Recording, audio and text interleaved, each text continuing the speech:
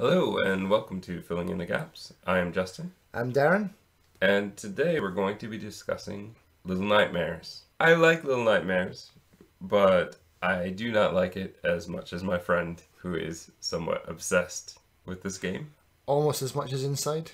Almost. He has made the main character 6 his profile picture on Steam, and it has been there for a long time. He hasn't changed. This is a game that he was pleading and begging me to play and really saying that we had to play it to talk about it on the podcast. It's one of the first games, I think. We've waited a whole year pretty much to do this. By the time this airs, it'll almost have been a year since we talked about getting this discussed and put up on the podcast. Right. So I played it for the first time a couple weeks ago in preparation for this episode. I played through part of it, but I was running a bit out of time, so I watched a previous world record speedrun, which was pretty amazing. Was it 40 minutes? It was just over. That one was it was about 40 minutes and 20 seconds, I think. But the current world record is now sub 40, which apparently was the big goal for a long time. That's just nuts. Yeah, so I might talk about that a bit as we go through it, but it was really amazing to see how quickly this game could be played. But at the same time, keep in mind that the normal first-time playthrough, I would say, is somewhere between 4 to 5 hours. But the game, as it stands now, the base price is roughly about $25. Yeah, it's not cheap. And that's something I want to talk about later, especially with the DLC. Right, so that only gives you 4 chapters. You get kind of 3 more chapters with a different character in the DLC. If you get them together, that's about $38 at the moment. But if you buy them separately, like I did, that's about $50. So you would definitely, if you're going to get the DLC, buy them both at the same time. And they don't often go on sale, and even when they do, it's not a great sale. So beware of that. That will be part of kind of our evaluation. You would recommend people play it, though? I would. I'm really torn because I do love this game. You're right. It's my avatar. It's something that I've really enjoyed. I like the story. I like everything. But at the end of the day, I wrote a review for it on Steam and I advised against buying the DLC. The DLC isn't as good as the base game. It does add a little bit of lore. It adds something to the story. In fact, it's basically the gnome DLC. It explains what the gnomes are, the little triangle head dudes. But it's very short for the price. And it, like you said, it never goes on sale. So if you're like me and you're an early adopter of the game and you bought the base game, they're basically milking you dry by never putting the DLC on sale. And I think that's unfair, and that's something to do with the gaming culture today, and they like the way that a lot of big companies are marketing their stuff. They're just milking everyone for every single penny. But the game itself is what I would probably say is a puzzle platformer. I would say that it is not proper 3D. I would say something like 2.5D. Yeah. And at times that's a problem. It's not a perfect game, but it is a visually interesting game. It is a creepy game without jump scares. It is the kind of game that has a great kind of atmosphere throughout. And I think that it's kind of unique in the way that it looks, in the way that kind of the story works. It feels good, it feels special, it feels unique. So I definitely enjoy this game, but I'm not obsessed with this game. So I would recommend it as a play. I think it's a fun game to play. I think that there's a lot of interesting moments in the game that make it worth playing. Yeah, it's got a good soundtrack. I like one of the main things that really draws you in from the very get-go for this game is the sound effects. I love how everything like creaks and groans under your feet. You know, every step you take has a unique sound effect almost. You're also on a ship, so a lot of times the levels will kind of rock gently back and forth, which plays into some of the physics and the platforming that you have to accomplish. But this game seems to be made for controllers, so if you're like me and you're a keyboard and mouse player, it's like some of the jumps can be a bit tricky, especially in the 2.5D environment. where you're trying to judge where you're supposed to be jumping to, and I would say even with the controller, it can still be awkward, but I can only imagine what it would be like with the keyboard. there were points, especially in the DLC, where if you're a keyboard and mouse player, they expect you to have three hands. Yeah, it gets pretty hairy at points, and it was really frustrating for me. Like towards the end of the DLC. So I think basically we're saying it's worth playing, but $25. I mean, at this point, it's still a new-ish game, but it's starting to get to the point where if it was on console, it was starting to be hit like the greatest hits level of price, and it would be dropping. You'd be able to get newer versions cheaper, or you'd be able to buy used copies. So I don't think that 25 is a good price for it. Just going by our kind of standard of hours of play versus price. Yeah. There is some replayability, if that's your thing. There are different hidden things that you can find, achievements that you want to earn, if that's your thing. Then yeah, you could double that time if you want to get into the speed run realm of this game, which apparently is quite a thing, and try to get faster than about 38 minutes. I cannot imagine doing that. Good luck. This is the type of game to do that for. It is short. It is kind of platform. There's a lot of things going on for that, but that's not my thing. I don't want to have to worry about every door and whether or not it's going to cost me 5 seconds to do one thing versus another, but it is a beautiful thing to see. So that's Little Nightmares. We'd recommend it, but with the caveat, beware you're paying a lot for a short game. Okay, so welcome to the spoiler section. Yeah. What do we want to say about Little Nightmares? So basically, because Darren loves this game so much, I kind of decided to let him run how he wanted to. How do you want to talk about Little Nightmares? What's your plan? Rather than going level by level, Mm-hmm. maybe go character by character. Because each character is unique to each level anyway. And because we're going to try and fill in the gaps, then as we talk about the characters, we can talk about the theories behind the story and kind of fill in the story along the way. But yeah, so I mean, basically what we got to say is what's Little Nightmares about? And I guess we could have said this in the spoiler-free section, but I've written something that is basically fat, greedy people board the maw, which once a year surfaces somewhere in the world to hold a decadent feast. The Maw being a giant ship. Though how do you know it's once a year? From the website. Alright, see this is already a real problem I have, is games having this kind of lore outside of the actual game. It used to bother me a lot, even in the original NES days, where most of the story would be in the book that came with the game. Yeah.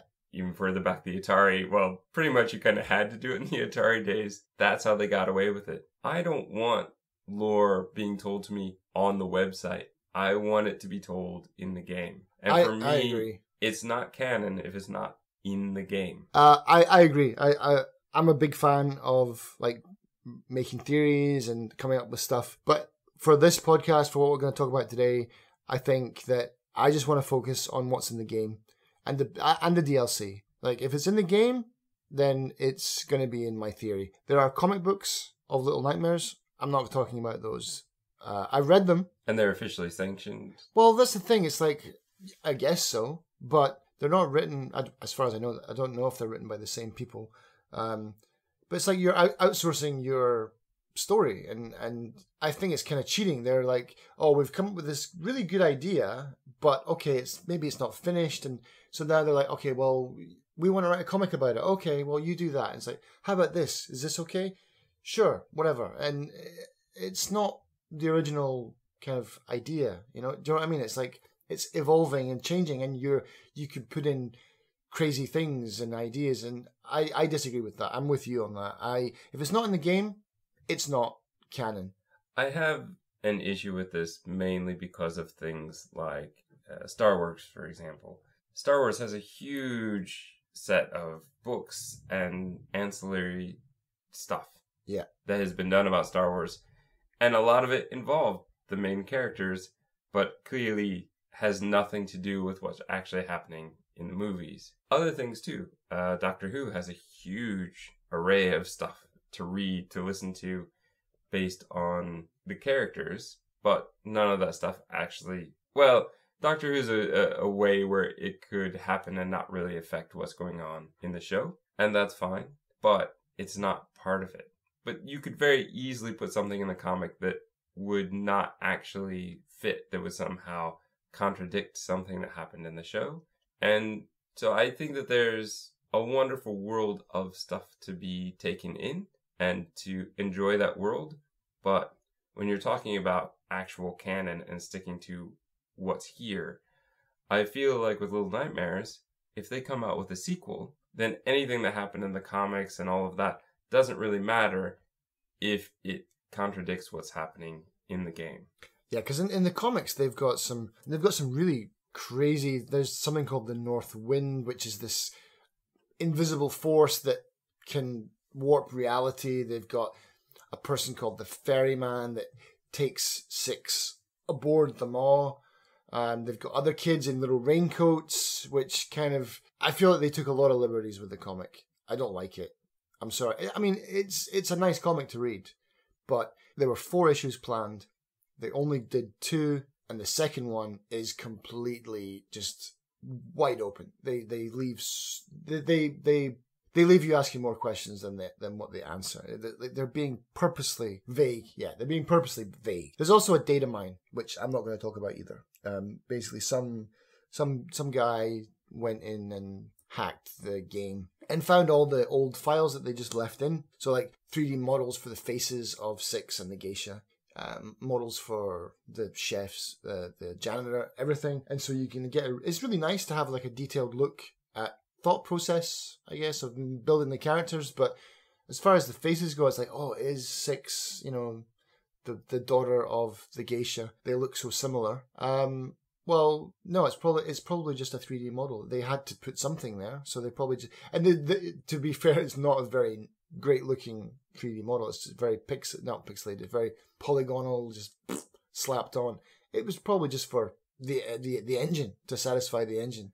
There's also the issue of just artistic style. If you look at Miyazaki's faces, quite a lot of them look the same, but that doesn't mean that all the characters are related. They're all related. They're all inbred. Yeah, so the data mine was interesting. Like, there's one where you can see the tag of the janitor, and you find out his name is Roger. But yeah, stuff like that is fun.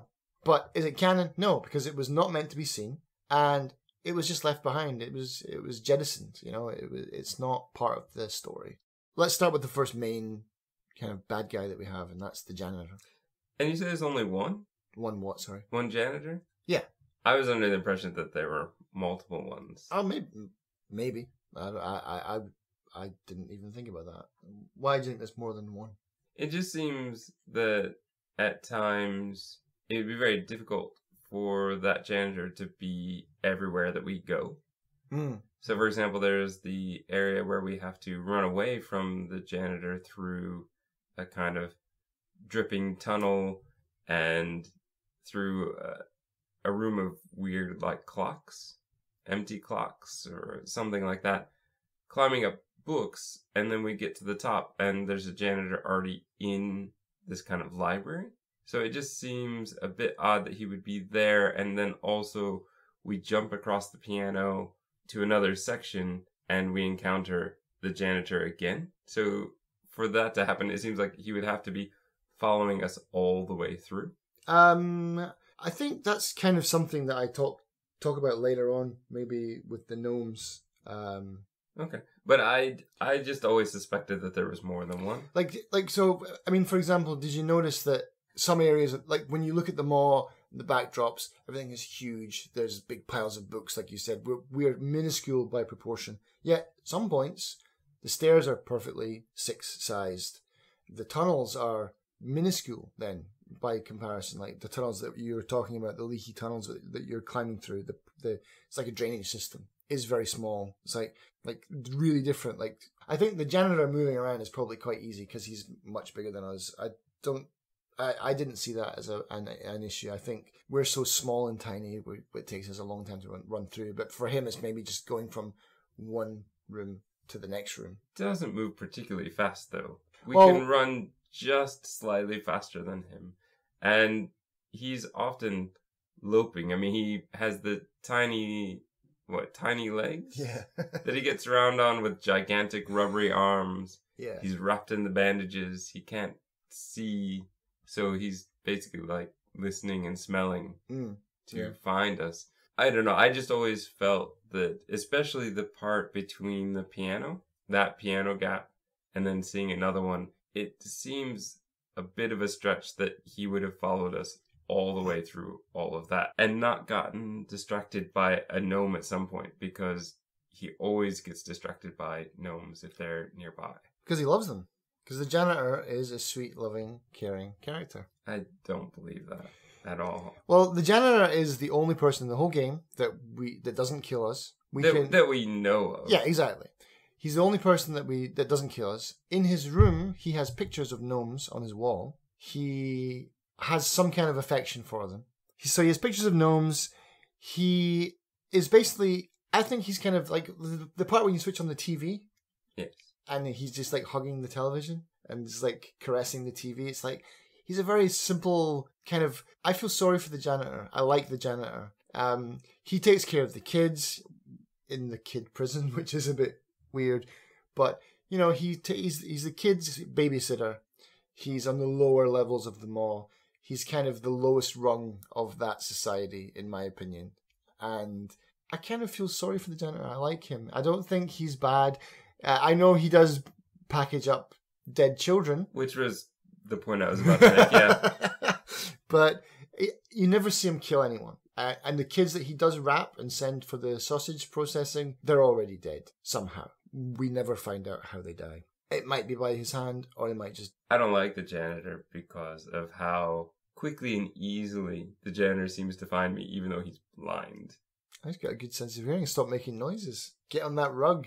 He can reach right through anything and find me. Yeah, which is odd because that's something I want to talk about later. Once we start talking about the geisha, is the janitor just is an oddity. He's not. If everyone else was just normal and kind of human-like, that would be fine. But his arms just baffle me. Like, why does he have those spindly, weird, elongated, like circus freak arms? I don't know. I don't understand that. Yeah, so anyway, the janitor is, in my opinion, he's the nicest character of the game. Is he? Okay. Well, then... I think so. I mean, I think basically what he does is he captures you. Yeah. And then he takes you back to your room, essentially. You know, you never see him...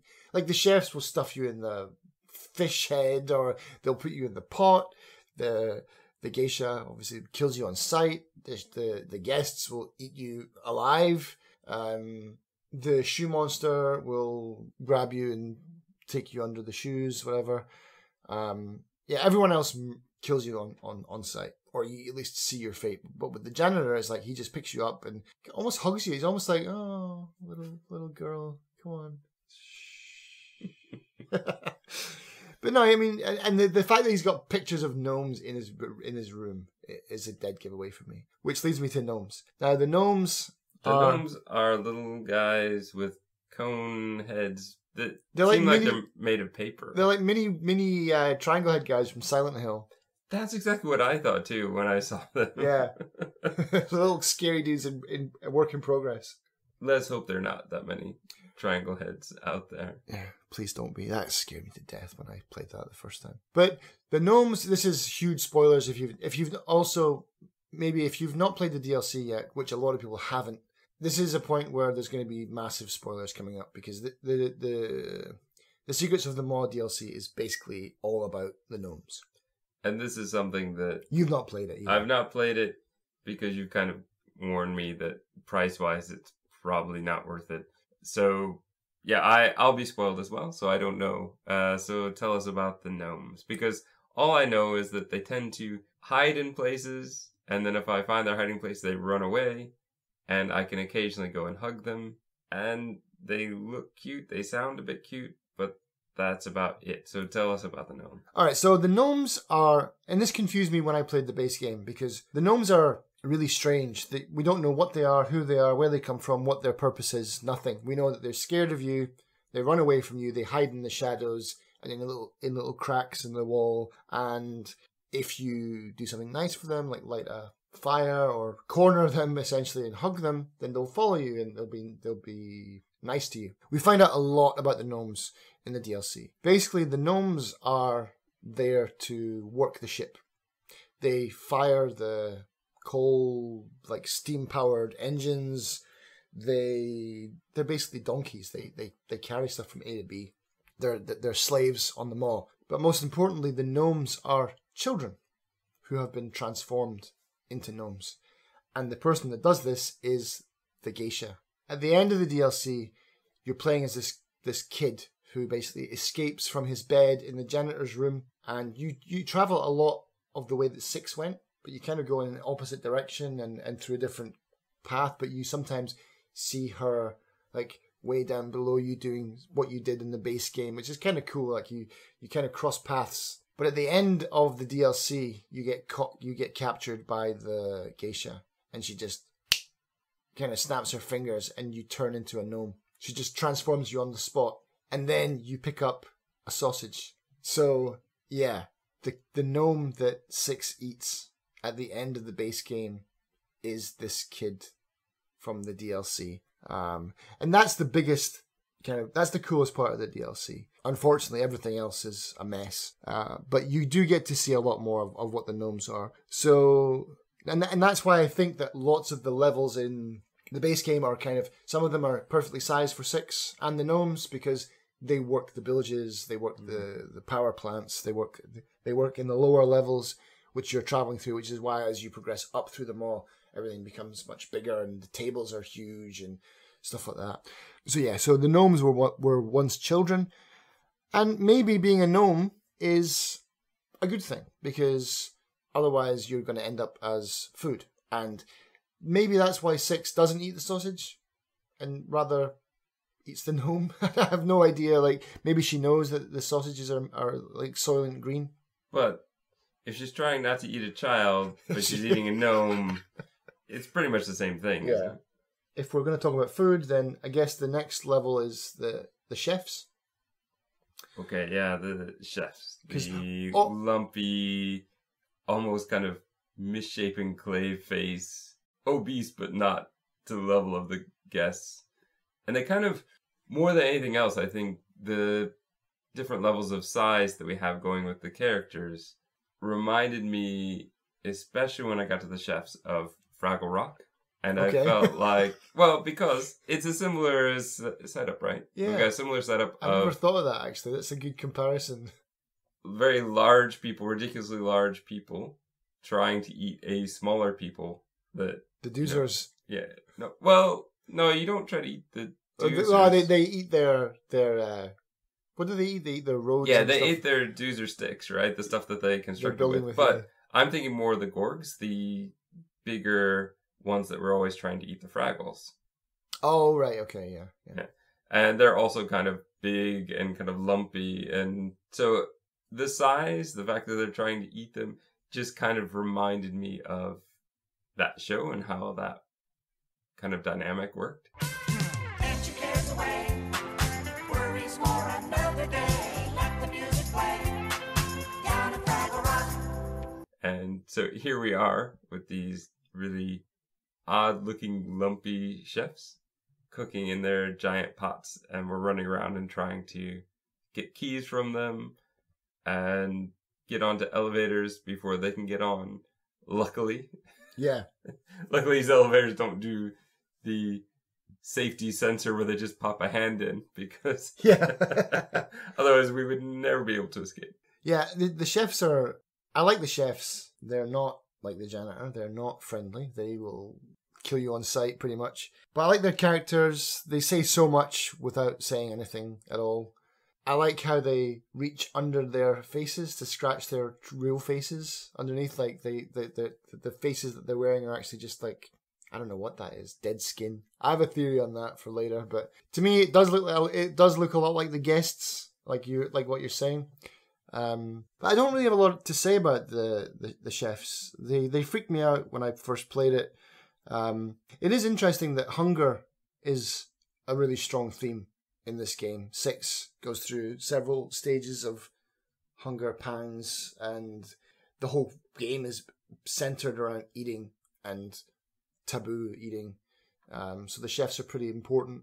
The game actually was originally called Hunger before the publishing house bought it. They changed the game to Little Nightmares. So you can definitely see where they were going with this idea. It reminds me a lot, and I think probably this is not a new idea, but it reminds me a lot of City of Lost Children, this game. Like, City of Lost Children was a movie about they would steal kids to feed off, the adults would feed off their dreams or something like that. Was that right? It's something like that. Yeah. Whereas this is, they're literally stealing children to feed on them. So I wonder if they had City of Lost Children in mind when they were kind of making this game, and I wonder if someone on the team is maybe a fan, because it certainly reminded me of that movie a lot. But one thing that we do learn, again, to add to the theory that's going on, that we're building up to here, is that the chefs are not serving just children only. Right, there's fish heads, there's all kinds vegetables, of other things. but there's huge steaks as well of meat. Did you get to see the part later on in the guest level where the chef goes into the room and murders one of the guests and butchers him on the spot? No, I didn't see that. Okay, so we'll get to that bit later, but I may as well mention it now. Is that I think that the guests are lured onto the ship and then also butchered for the next feast. Well, we're going to talk about the guests.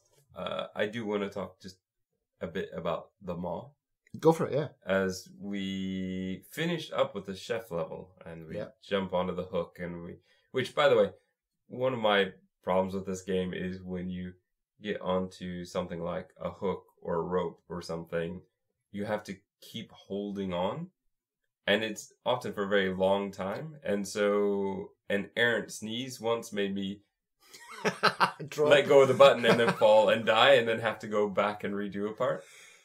That's a problem. The game is really unforgiving with its autosaves, man. Like, you'll get through a level and then you'll die, and then you'll do that wake up like, and then you're way back over here again. You're like, oh, come on. Right. Even if I've lit the torch or something, sometimes it doesn't seem to work. And there are times where the first time I played through, I fell, and because I fell, I had to go all the way back around to maybe get the key that I had left or that I missed. Like, there's all sorts of little things that I did that made me have to do like an extra 15 minutes. And that's really frustrating. The DLC is really bad for that. It's punishing for autosaves. Like, there's some parts where it puts you back, like, 10 minutes almost. And just to drop in about the DLC as well, it's like Little Nightmares, I felt, was very linear. You knew where you were going. You knew what you had to do. It was just a case of, how do I do it? Like in the janitor's room, you got a key on the table. You can jump on the bed. You can climb up the things. You can get the key. You know you're supposed to take this key somewhere and do something, but there's an obstacle in your path, and it's that puzzle is pushing the wall because it's a fake wall, which I was stuck on for far too long. Really? I remember playing that for the first time going, I can't get out of the room because you drop in through the window. I can't get back out.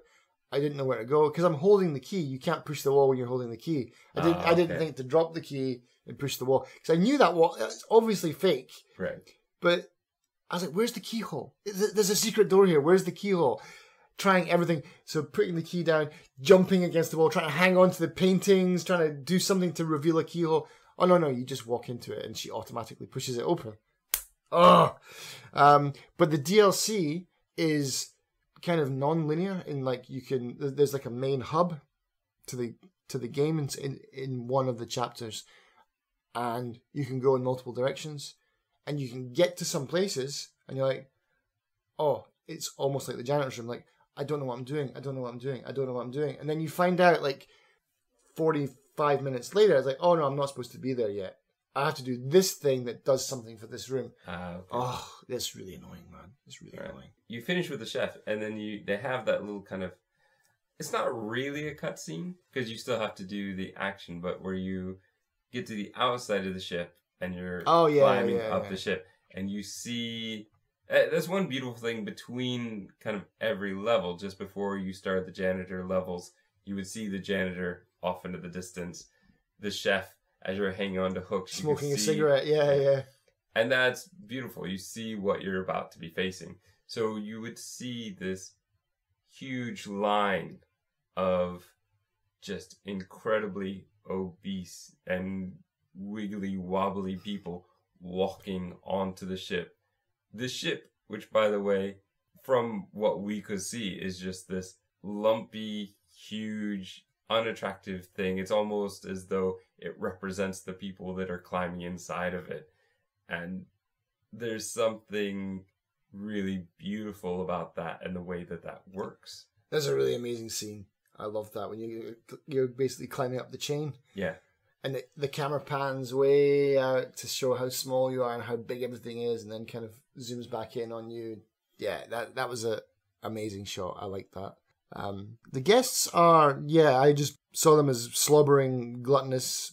I even put in inverted commas humans. You know, I don't even know what they are. I'm guessing they're human, but they're just monsters almost. Oddly, though, as they're walking in, some of them appear to be wearing masks. Yes. But then once they start eating, none of them seem to have masks anymore. There's one of them wearing masks in the chase scene where they come through the shutter doors. Masks is another theme of this game that we'll talk about in a second. But yeah, so they basically they're boarding the maw from another ship. So they're coming to the maw.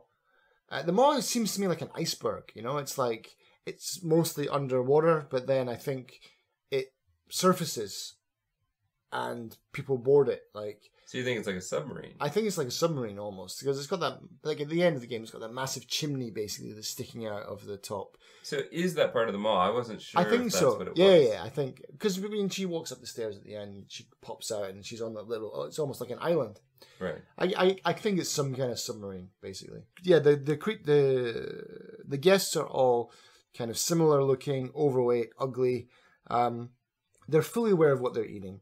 They know they know that they're being cannibals, which says a lot about the world the universe that Little Nightmares is set in. They really want something raw and fresh because they will give up a huge table full of food to try and pick up 6. Yeah, she's like a delicacy almost. And the thing that really weirded me out as well is that they eat her with her raincoat even on. They don't even take it off. They're just yeah, nice plastic raincoat. Maybe they spit it out later. Maybe. But this is kind of another thing. Well, this actually feeds into the mask theory, which is somewhere in this papers in front of me. But yeah, when they see 6, they go into this like feeding frenzy, like you said. They'll throw everything out the way. They'll try and catch you and stuff you in their mouth. And they kind of crawl, wiggle across the floor. Oftentimes, I don't know what that's saying because we saw them walk. We know they can walk. So I don't know if that's a more effective predatory technique, if they just like the way that looked. I'm not exactly sure why they've chosen that, but it is creepier. Yeah, it is really creepy when they do it, especially when the whole bunch, like 20 of them are chasing you that way. And that's a beautiful scene, that kind of tsunami of flesh that's chasing after you, with the traditional Japanese paintings of waves right behind you. That's really, really well done. And that's quite an epic kind of chase and run platforming bit. And it's not very long. It's really not. But it's very memorable, I think. Yeah. But like you said, some of the guests wear masks. And yeah, some of them wear masks. And this is a recurring theme throughout the game. The geisha wears a mask. The chefs are wearing a skin mask. The janitor is wrapped in bandages. Or I didn't think he was wrapped in bandages. I felt like it was the another face like the chef's, but it had been kind of rolled down past his eyes, and it reveals like this kind of very smooth head that he's got, which is part of my theory that the whole mall is puppets powered by flesh. I don't know if that makes sense.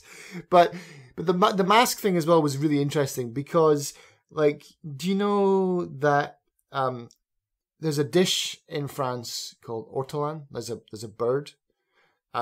Basically, No, I've not heard of it's it. a little sparrow kind of bird. It's tiny, and it's illegal to eat it now. It's illegal to even hunt Is it them or because they're take endangered or their something? eggs. I don't know if it's because they're endangered. I just know that you're not allowed to do it anymore. Because, well, when you hear what they did to this poor animal, you'll understand why. So basically, it was almost considered a rite of passage if you were a gourmet and you're into food. This was like, you must try this. And so they would capture this bird. They would cover its cage, keep it in the dark. Because it was in the dark, it would feed itself more for some reason. So they'd stuff it to the gunnels. In some cases, they would pluck the eyes of this bird out so that it was continuously in darkness. And then once it had kind of gorged itself to a fuller size, then they would take that bird and then just place it into a cask of Armagnac and drown it in it and basically marinate it in this. So they would kill it by drowning it in booze, basically. And then how you ate it was you would grab it by the head and you would take it feet first into your mouth, bones, everything, and then bite it and then kind of toss the head away. And then you would pick the bones out of your mouth and just eat the whole thing after it was like roasted. And how they would do this, they would put a big napkin over their heads and they would eat that under this napkin. And it's a bit of kind of legend, or no one really knows why they did this. Some people think it was to savor the taste or the smell of the roasted bird with the Armagnac. But a lot of the popular kind of theory is that it was to hide your face from God because what you were doing was so shameful. I think the masks kind of play into that a lot in Little Nightmares. It's like, especially the whole crew of the Maw are wearing masks. Is it that they're so ashamed of what they're doing? Are they trying to hide their real identities? It might be nothing, but it's a nice kind of little addition to the story from this kind of delicacy. So whereas I didn't see that at all. I just thought everybody looks creepy. Yeah. Well, I wasn't even sure if the chefs, if that was a mask or if they just had weird skin, like weird folds of skin. All right. Oh, there's a point where you can actually see them reach up inside their up under their faces to. Right, and I thought that was just poorly animated. I thought that perhaps they went a bit too far, and so it doesn't look quite right now. Mm-mm. But I kind of saw the way that their faces hang and just kind of thought that it was just that extra really fatty Right, okay. jowls that were hanging off. But it would make perfect sense to say that it's a mask. It would also explain why they all look identical. Yeah, and the reason that I think another theme of Little Nightmares is Holocaust. There's the room with the shoes, which Right. is iconic, like Holocaust imagery. Which, to be honest, I kept thinking. I mean, that definitely entered my mind, but the other side of me kept going, why only the shoes? Right. Because they're theoretically wearing other things than just shoes, but the only thing that we see them collecting, saving clothes-wise were the shoes. Yeah. That room baffles me though. Like, and I didn't write this in my notes, but The one where you have to swim through the shoes. the shoe monster room, basically, is what I'm going to call it. We never see that monster again, as far as we know. No. We don't even actually get to see the monster.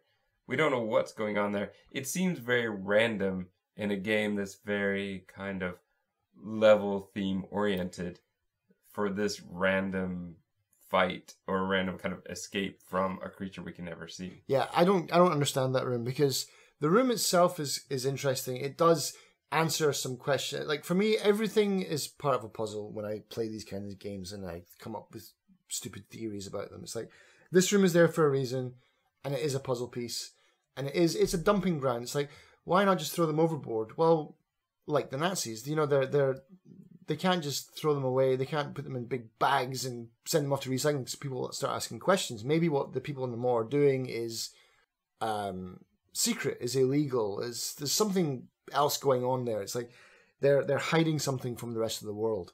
And these people who I believe are being led to the maw under false pretenses for this exquisite kind of banquet of stuff never leave, I don't think. I think they go on, they're like, yay, we're going to eat kids and we're going to like be horrible people, but they end up being on the menu for the next group of people that are then put on.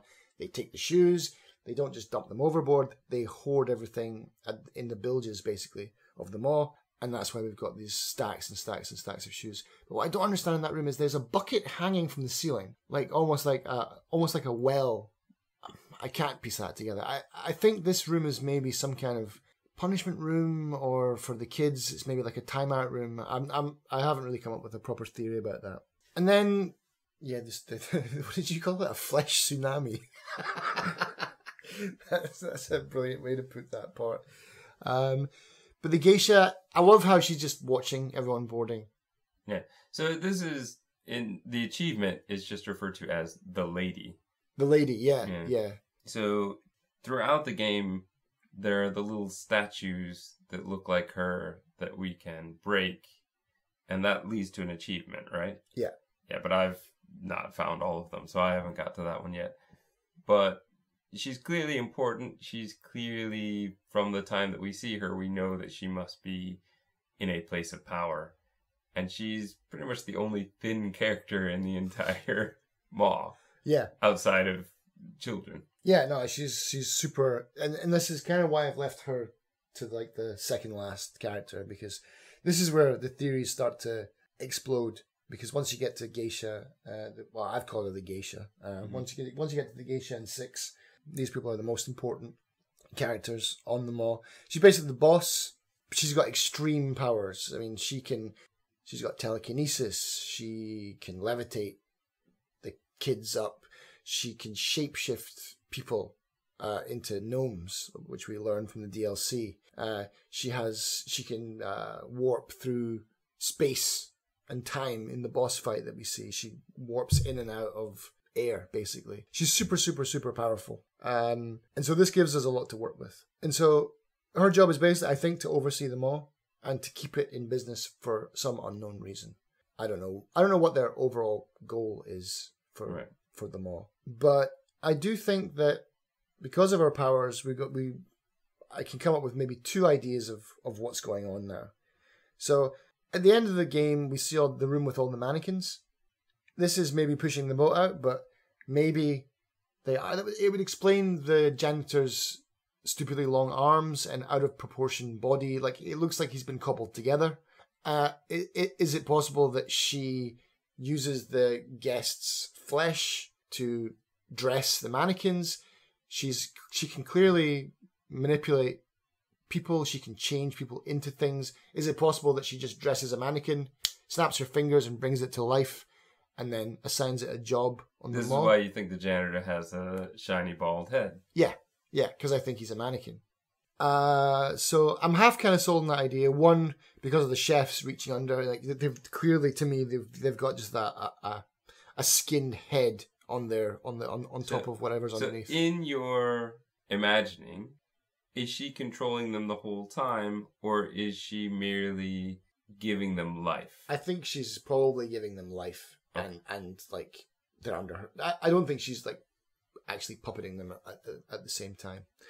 But I think that she's either just giving them life and letting them, like assigning them a task, and then that's what they do forever on the maw. Also, I think that that's not too far-fetched, because again, in the DLC, there's like a kind of a porcelain doll kind of army that kind of comes at you, which is really frustrating because you need 3 hands to Controller for the win. Oh man, I think I put something up on a group on Steam, and even the people that are using controllers were like, "Yeah, that was really hard." Wow, it is possible. It is possible. But yeah, I think for keyboard and mouse people, it was doubly punishing. But if they aren't being puppeted, then that's even creepier. Like, they're actually wearing faces, and that's kind of my whole mask, hiding your shame or hiding from something. Something is maybe stalking them. There's some kind of weird power. We see that all the mirrors have been smashed on the maw, which is coming up, which is Kind of her only weakness. Yeah, it's like, is there something in the mirror? Is there some other power that's kind of in opposition to them all, behind the mirrors that they're hiding from? Is that what it is? Not God. No, they're not ashamed of what they're doing. Maybe they're hiding from this other equally evil power. Who knows? I did find it very odd that she was brushing her hair in front of a broken mirror. Yeah. It's because it's like, yes, all the mirrors have been smashed and... I guess you could still sort of see yourself in a broken mirror. Shard, yeah. Yeah, so every single mirror has been smashed, and we know that an unbroken mirror is the only way to defeat her. Why does she have one conveniently laying around? I don't know if this is the kind of thing where she is keeping it. I mean, maybe she's keeping it because it could be useful for her against other creatures like herself. Or, I mean, that would be the logical reason. The other reason would be that she just doesn't realize it's there, right? It's in a room, one of those tiny little sections that only 6 can get into. So there is that possibility as well, as that she just missed one. I hadn't thought of that, actually. What I took away from that was, I thought, well, if she's this kind of mystical, super powerful being that's basically magic and probably immortal, maybe she smashed all the mirrors but isolated that one because she knows... Imagine being immortal, and does she keep that around to fulfill some kind of prophecy that she will be deposed? Or does she keep it around as a means of kind of suicide? Like imagine being immortal, but what are the conditions of her immortality? We don't actually know. Does she feel pain? Does she, if she breaks an arm, does it remain, is it like a normal arm that is broken? Blah, blah, blah, blah, blah. It could also be the kind of thing where this mirror is somehow tied to her power and she needs to have it in order to maintain a kind of Dorian Gray picture that allows her to remain immortal. Yeah.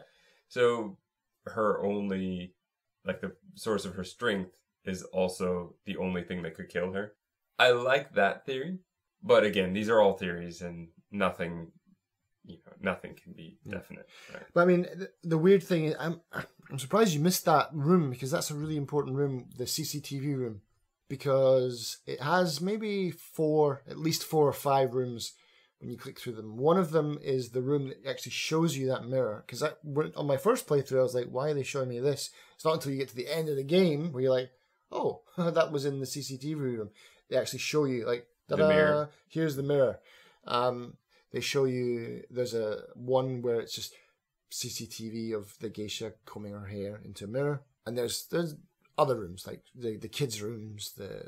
It's basically a listening post or a watching station kind of thing, which is interesting because it's really far down in the mall. Who was using that? I think probably the hanged man that we find in the beginning of the game, because he's obviously out of place in the mall. I don't know who he is. That was one of the things that really quickly made me aware of what kind of game I was playing. Yeah. That I would walk in, I would see just the legs dangling there, knowing what had happened with the chair behind it, and then having to use that chair that he had stood on so that I can open the door. That was a really good way of storytelling with no words. That's all the main characters, and then we're left with 6. Right. So first off, the name. I know that she is called 6 because in the very description on Steam it says that, but I don't see the number 6 anywhere. I don't know why she's called that. The only other 6 I know of was like from The Friend on Blossom back in the 90s, and I feel like she has nothing to do with that. So what's your theory here? Or is there something definite? There's nothing definite. This is all pie in the sky from now on, here on out. But, educated guess, pie in the sky. I was thinking 6, so she's 6 years old, maybe. But that doesn't really make it...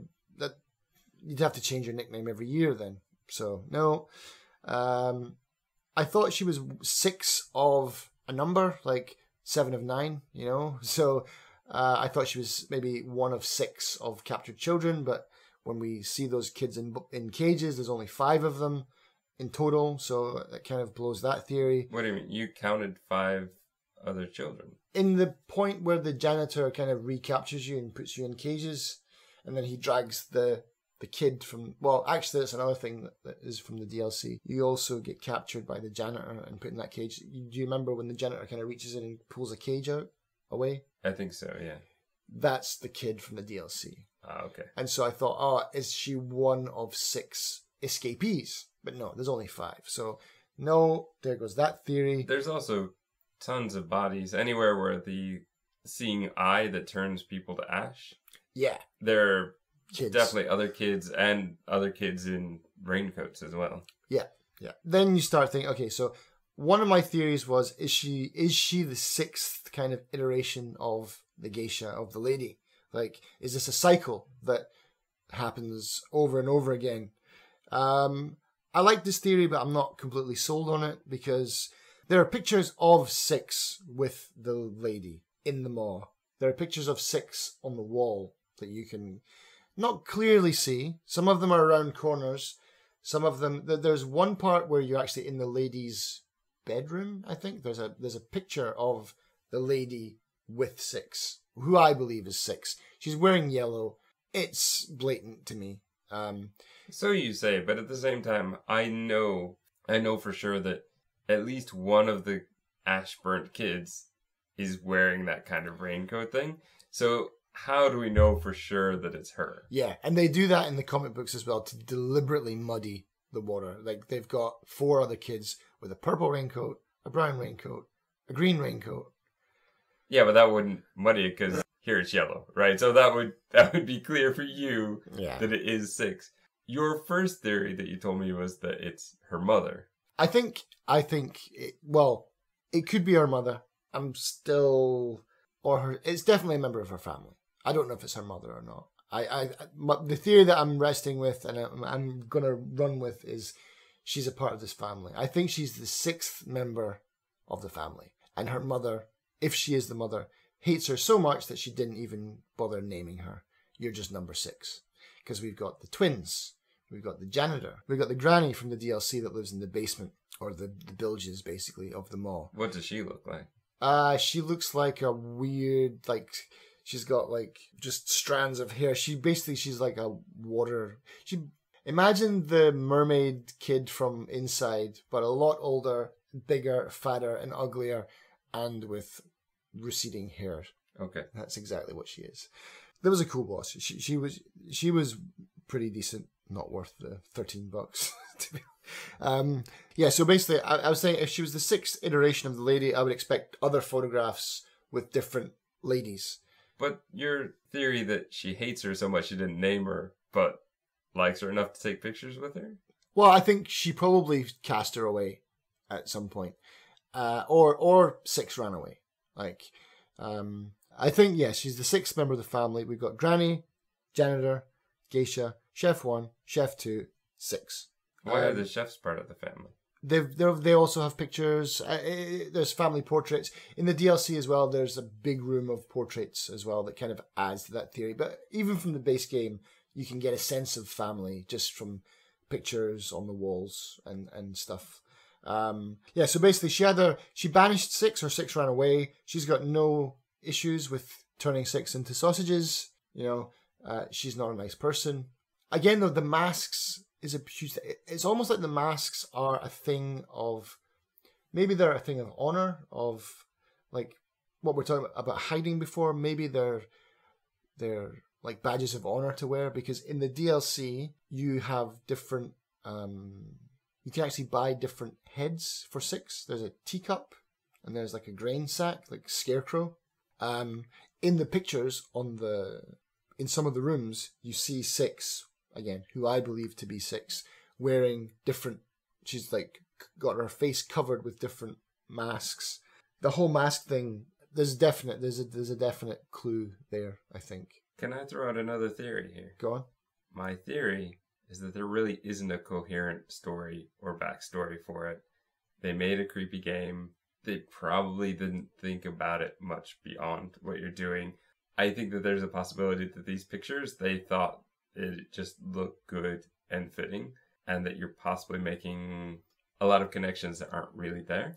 At the same time, I think it's totally valid to go ahead and make those. They've put out the art. You now, as the receiver of the art, get to interpret it however you want. And I especially like the kind of, not really puppet master, but the kind of, well, no, actually puppet master like the movies, like creating the life, and then they kind of have a life where they kind of follow what their master tells them to do.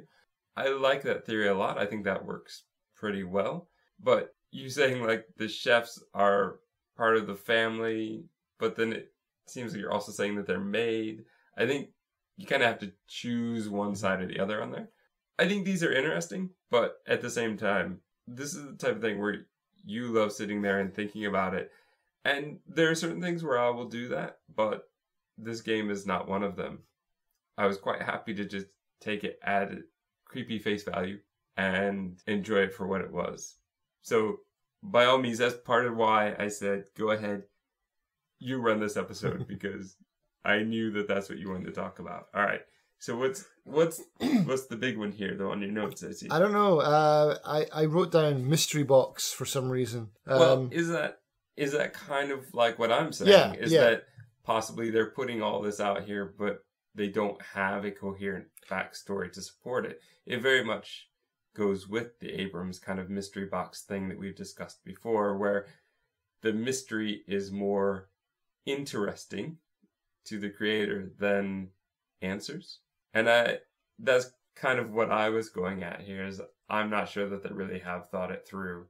I like the story. I think the creepiness of the hunger itself is enough.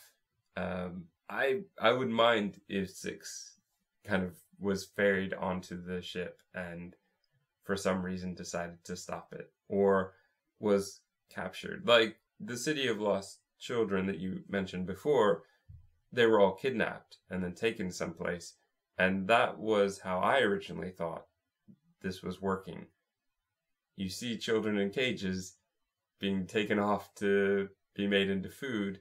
Either they're made in kind of a factory here on ship, or they're captured and brought here, which was more the way that I was leaning at. Yeah, I would agree with that.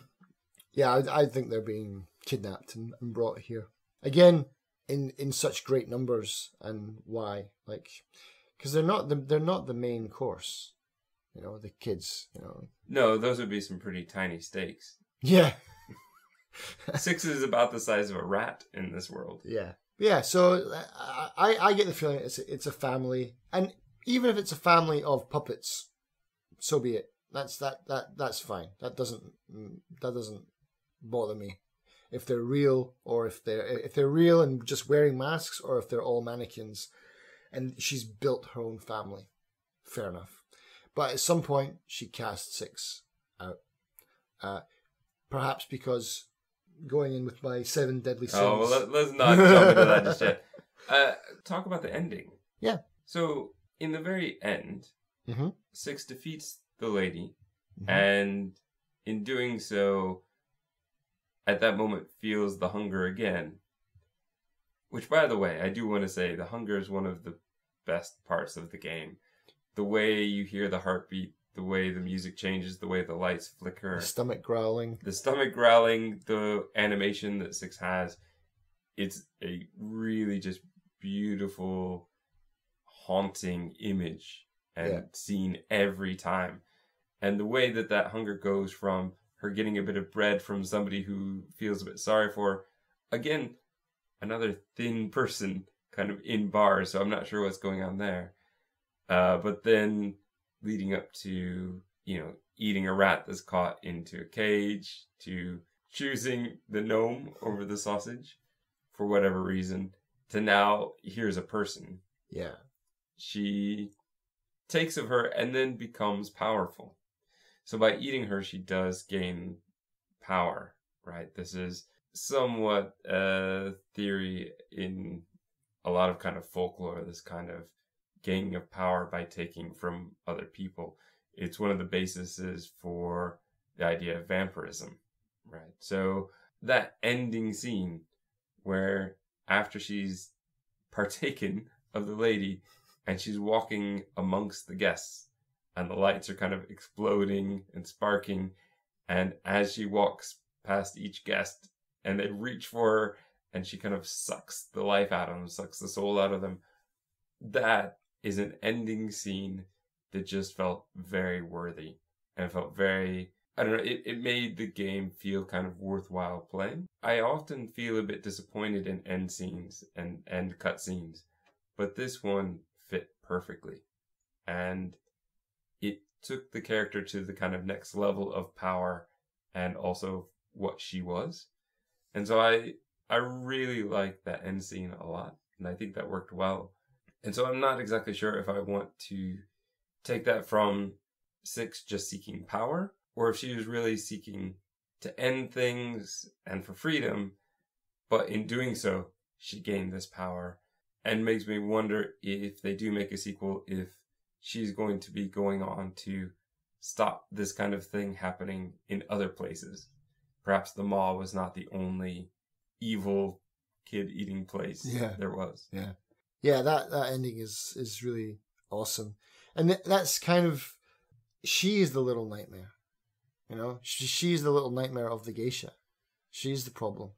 And she knows that she's coming for her, I think. And even though 6 is having that dream at the start with the geisha kind of turning around and looking at her, it's almost like 6 is stalking her in a sense. It's reversed. And maybe she made a mistake by not killing her, by sending her away, and now she's plagued with this problem, like, she's coming for me, she's coming for me, she's coming for me. And she does, and she wins, and yeah, we're left with like, well, what happens? She's gained the trust of the gnomes, they kind of follow her out at the end, and wave goodbye to her, she's going up the stairs. Yeah, what kind of person is 6 going to become? Is she going to take over the mall and continue the cycle? Or is she, yeah, like you said, is she going to bring it all down? But that's it. It's like, I mean, I was kind of thinking, like, is the mall actually some kind of safe haven, though, for children? I know they're butchered and eaten, but... that kind of makes it not a safe haven, but go on. Like, I know it's a prison. I know some of them are turned into sausages or gnomes. But is the mall declaring war on greed and gluttony in the world? Is it declaring war on, is this one of the fronts in the battle against 1 or 2 of the 7 deadly sins? And to fight the monster, you also have to become the monster. I don't know. All right. Do you want to talk about your 7 deadly sins theory then? It's very short. Yeah, it's very short. It's also very weak, I think, but go on. It is. I tacked this on at the end. But yeah, so we've got gluttony, greed, pride, envy, wrath, sloth, and lust. If you go to the official kind of way that they're written out, I don't actually know what the order is, but my jaw kind of dropped when I saw what was number 6, which again is 6, the name 6 in the thing. Wrath is number 6 on the deadly sins. And so on my list, I've got, okay, well, who represents each sin? So I've got gluttony is represented by the guests. Greed is also represented by the guests. Yeah, this is where I think this connection is kind of at its weakest. We only have a handful, not 7. But go on. A handful of what, sorry? Characters to fit. Oh, right, yeah. That was the problem. It would be nice if there was 1 for each sin, but they kind of cross over. Which is why I asked you before we started recording about the DLC if that would match, because there are 4 chapters in the main story, and then there would be 3 in the DLC. So 7 would fit perfectly if that's what worked. Even if they doubled up 1, and then, as you said, Wrath was number 6. Then it would still be okay, but no. Yeah. No, it's not the case. But yeah, pride, the geisha. Envy, perhaps the geisha as well. Maybe that's why she sent 6 away. Wrath is probably 6 because she becomes a murderer herself. Sloth, I guess, again, the guests, or maybe the leeches. That's a weak link. Lust, I think the hanged man.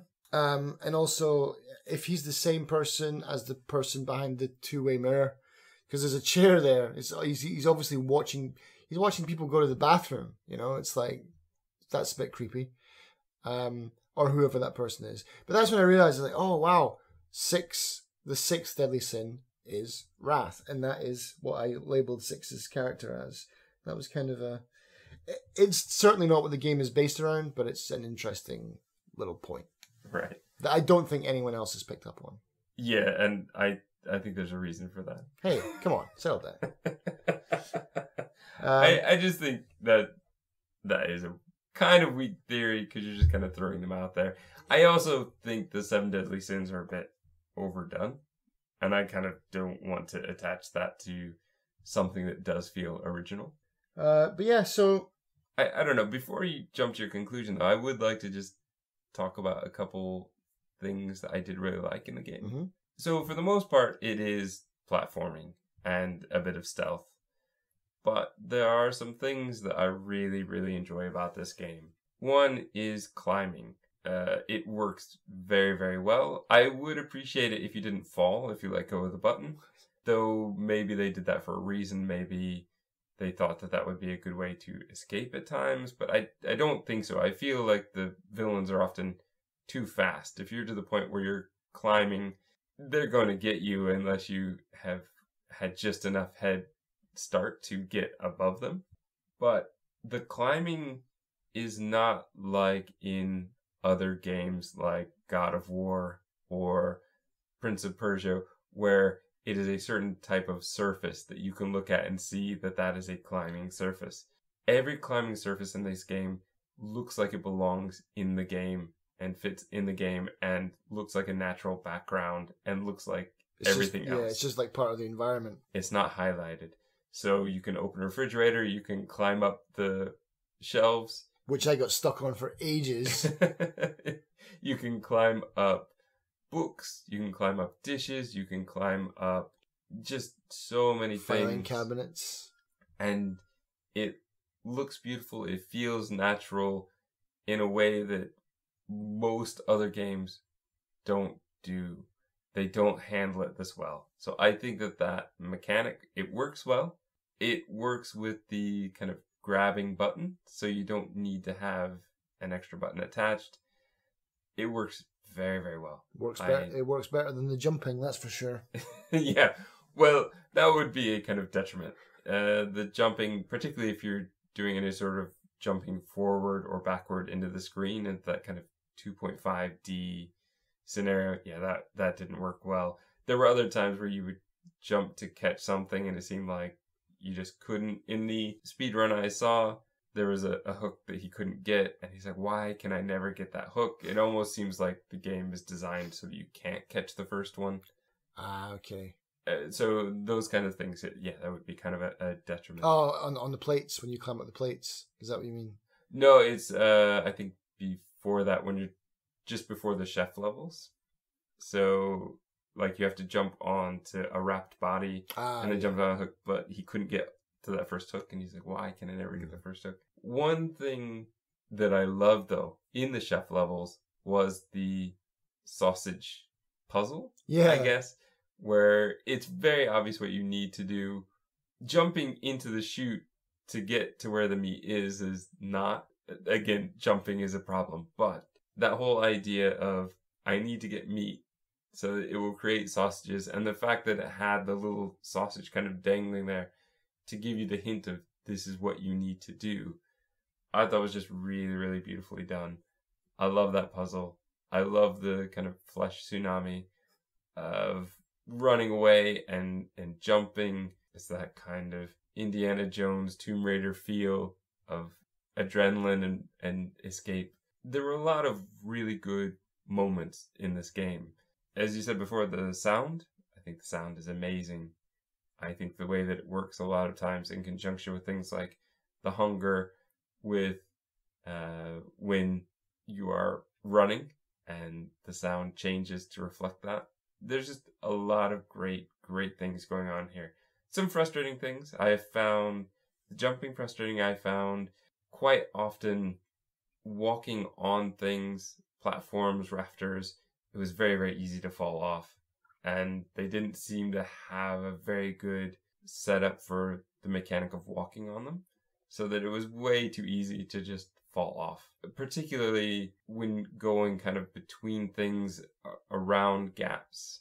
There was a time where I opened the door, I think after the first main chef part, and you kind of open the door and there's a platform.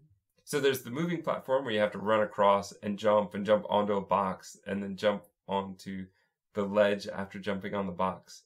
And that, it just felt like this game was not designed for that level of platforming. There was a time where I had to cross on these kind of boards. Most of the boards were missing, so you kind of have to walk in this semicircle around them. But when you jump, you're kind of jumping onto a door handle and then being dropped on the other side, and you kind of barely see at first what's going on. I fell right off there both times I played that one. Yeah, so it's not perfect. No 40-minute speedrun for you then. No, definitely not. No, it's not perfect, but there are a lot of really, really good moments and good elements to this game that I hope other developers look at and kind of emulate or incorporate into what they're working on. Yeah. One thing that I was disappointed with was, and I hate when games do this, when they show you clips in inverted commas from the game that aren't in the game or that have been cut. If you go to the Steam page, there's a video of the door opening and then the janitor's arms coming out to get you. It's not in the game. So I was like, oh, it must be in the DLC. It's not in the DLC. It's nowhere. They just invented it and put it in there. That was one of the main things that made me want to get that game, because I was like, that's super creepy. I love that. It's nowhere to be seen. That really annoyed me. It's such a minor niggle, but stop putting things in your videos that aren't in your games. Come on. That's false advertising. But yeah, it's got, another reason I like this game is because it's got a real kind of Tim Burton kind of creepy feel to it. It's all round pretty good. Just exactly like what you said. There's problems with some of the game mechanics, but overall it was a fun ride, an expensive ride, but fun nonetheless. But at the same time, it still has very positive reviews, and it has like 4,800 reviews going for it. So I know that you had told me before that it was getting a bit of hate online because of adding the DLC, because it felt like early adopters were punished for getting it and then having to spend a lot to get the DLC.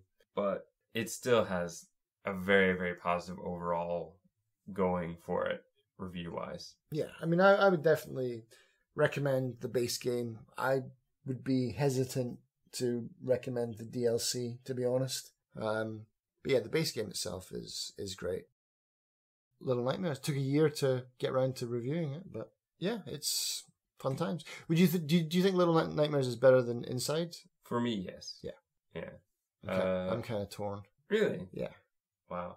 I think because for me the ending of Inside didn't work as well, whereas the ending for this one felt perfect. It felt like it really fit. I think that ending feeling, like you remember the last part the best, right? It's the freshest in your mind. And it's also the thing where that kind of culminated. I think they both build up to something. They both culminate. But I felt that Inside was kind of a mystery box that was just kind of designed to be a mystery box. Little Nightmares, I feel it wasn't designed that way. It wasn't designed to make people question. I kind of feel like it's the game where it was set up, it was made the way it was, and now because people love it, they start to question it and add more to the lore. Whereas Inside, it seemed to be leading up to that. It was all about that story and about kind of creating that mystery. So for me, yes, as far as that goes, Little Nightmares, I like the look of Little Nightmares a lot more. I felt like, I don't know, it's just, for me, a much more fun game than Inside was. Gaps filled and more gaps created. Is there anything else you want to say? Because you don't want to answer that question, I think. No, I can't. I mean, I don't know. I'll just leave it running. I don't know. They're both similar, but they're both very different to me. But I don't know, man. I'm on the Inside side of the fence more than Little Nightmares. Even though, I mean, I played Little Nightmares first, which is why I went head over heels with it. But when I played Inside, even we talked about that before, you were like, oh, what about Little Nightmares? And I felt like I was cheating on it. But yeah, I probably have to go with Inside. If I was to actually choose a side to pick, I'd go with Inside. Which one would you be more likely to play again? Inside. There you go. I think that says a lot. Yeah. All right. I might have to cut and paste that. That's fine. Gaps filled and more gaps created.